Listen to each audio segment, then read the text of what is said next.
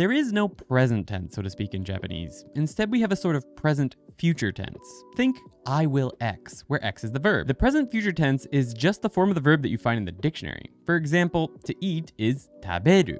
That's its dictionary form, and it's present future tense. So on its own, it means I will eat, or she will eat, or they will eat, depending on the context. It can also be used in many other situations, but we'll cover those in later videos. The thing with the dictionary form is that it's sort of casual and can feel a bit impolite if you use it with people older than you or who you just met. For those situations, we have the mas form, which means the same thing but makes it a little softer. To be able to create this conjugation easily, we need to briefly discuss Godan and Ichidan verbs. Every verb ends in the hiragana characters u, ku, su, tsu, nu, mu, gu, bu, or du.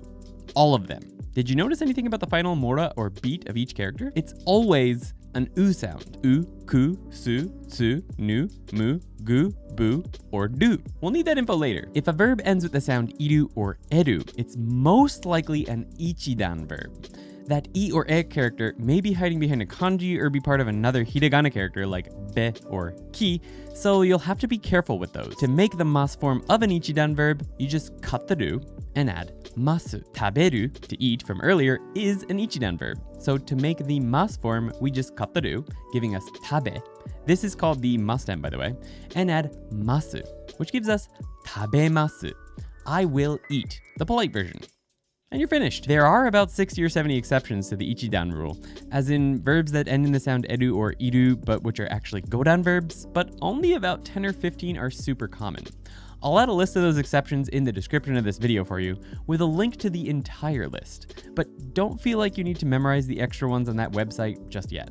Anyway, for those exceptions, you'll use the next rule. If a verb ends with anything other than iru or eru, it's a Godan verb. As long as there's no I or E sound immediately before it, verbs that end in du are also Godan verbs.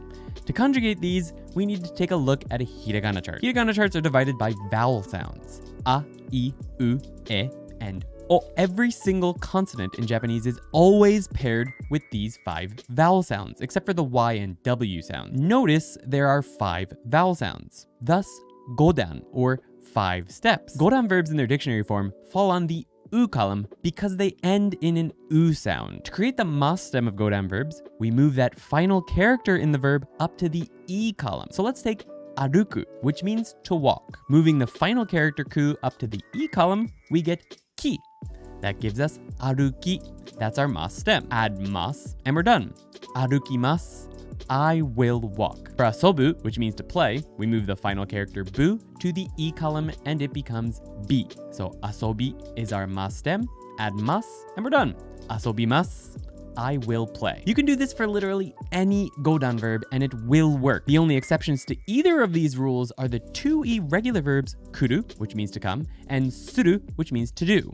These are super common, so it's worth just memorizing them. Kuru becomes kimasu, I will come, and suru becomes shimasu, I will do. Now you can say I will X for any verb in Japanese and be polite while you do it. Check out this video for a bunch of other verb conjugations that utilize this same trick and a way more in-depth look into Godan verbs.